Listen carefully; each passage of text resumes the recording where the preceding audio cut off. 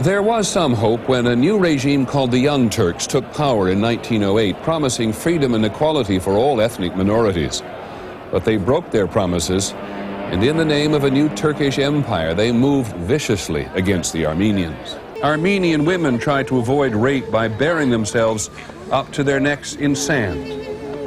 The Turks herded people into caves and then set brush fires at the mouth of the caves, primitive gas chambers. When the Nazis began their reign of terror, Wegener wrote to Hitler imploring him to leave the Jews alone. Already planning genocide of his own, Hitler declared, "Who remembers what happened to the Armenians now?" The Young Turks. Too strong. How was that? Was that good? That was great, okay. Cenk. Yes. I've always had what I think other people would call delusions of grandeur. The mainstream media gives us credit for so much of the success of Bernie Sanders. Of course I should be the top talk show host. I should be the biggest talk show host in the country. Well, the Young Turks, the way I do it, I don't think anyone else does it better. I don't think anyone's even close. Morning radio. Goddamn Ashley Madison, why did they leak the names? Why? Why did they leak the names? What? My first impression of Cenk was he was a complete jackass. Most people either love him or hate him. And I didn't quite know where I fell on that spectrum in the beginning. Cenk was just pretty annoying. Cenk means in Arabic, fight. And not the fight is really battle, smaller battle. He was probably the most conservative person I knew. He used to laugh at the bleeding heart liberals. I would say he identified with the Republicans and called himself a conservative, even though I don't think he really knew what he was talking about. I actually didn't disagree with some of the stuff he was saying. But what I had a problem with was the way in which he'd said it was so over the top, so outrageous, so embarrassing. Cenk likes to make pronouncements and announcements. He announced that what he likes to do is have opinions and think about things and then share them with the rest of the world. So what's the perfect job for that kind of personality? Well, it's to be a talk show host. How do you be a talk show host? Well, you can get a start on public access television. Because it's public access, they're obligated to give anybody in the community a slot on their show.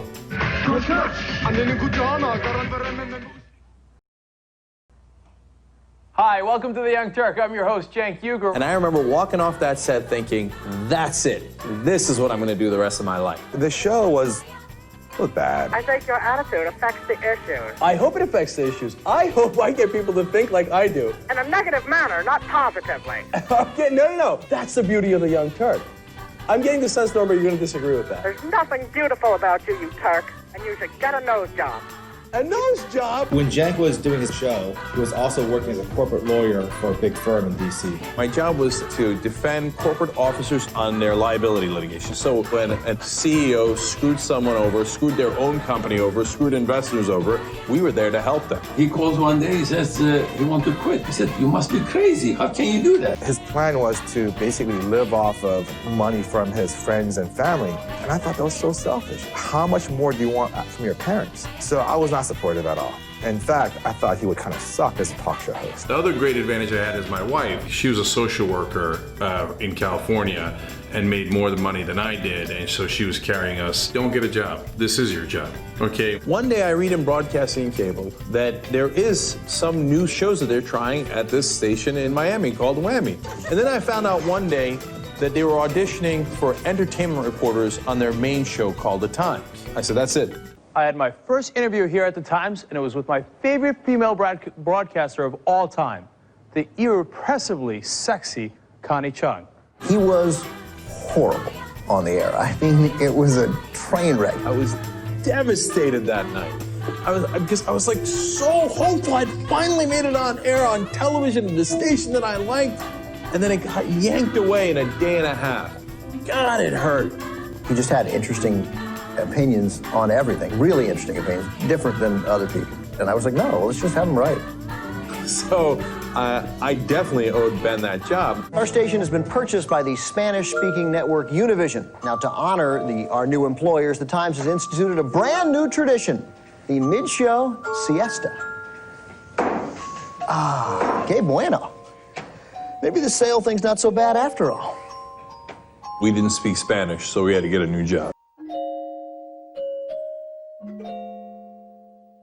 When Ben started explaining to Cenk why some of his so-called Republican and conservative views were not quite right, Cenk actually listened to him. Friends from New Jersey were saying this to him for years, but he didn't listen to them as much as he listened to Ben. And Ben was like, I told you, you're not a Republican. I thought, I gotta go back and get my own show. I went and talked to Sirius Satellite Radio, and the guy there said, make a couple of audition tapes, send it to us, and if we like it, we'll put you on the air. And I did it by myself, and it was pretty good. I asked Ben, hey, do you want to do a radio show? Our original idea was that we'd talk half about politics and half about J-Lo's ass. I met Jill Pike in 2001, and I thought she'd be perfect for the show. He started talking to me about this radio show that he had created and he was hosting, and that it was big. He was this big talk show host. I said, oh, really? It was almost like 2 cans and a wire. At some point, someone at Sirius realizes, oh, these guys have a radio show on our station. I wonder if we should pay them. I wonder if we should keep them. They agreed to give the Young Turks a live daily show on their political talk channel. We had fun. I enjoyed it, but I didn't really get it. I didn't know what was going on. I just knew that I was going over to talk on the radio, and that this would somehow segue into something for all of us. So after a couple of years of doing the radio show for Sirius, Cenk had yet another one in his series of epiphanies, announcements, and pronouncements. The way to go is not TV, it's not radio, it's video online. I reacted to it like I think a lot of people did. Like, you don't want to do a show on the internet. That means you didn't succeed. Talking about one story. In the article are never goddamn mentioned in the goddamn headline. It's impossible to talk to you about it. No, because here, I'll show you. I was always playing the straight man to Cenk's over the top. Pretty hard to be the co-host when one guy is at that decibel level.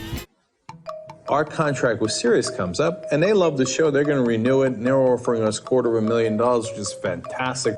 Just at the very end of the contract talks, they say, oh, one little thing, you're not allowed to do online video. And I said, I don't want to stop that.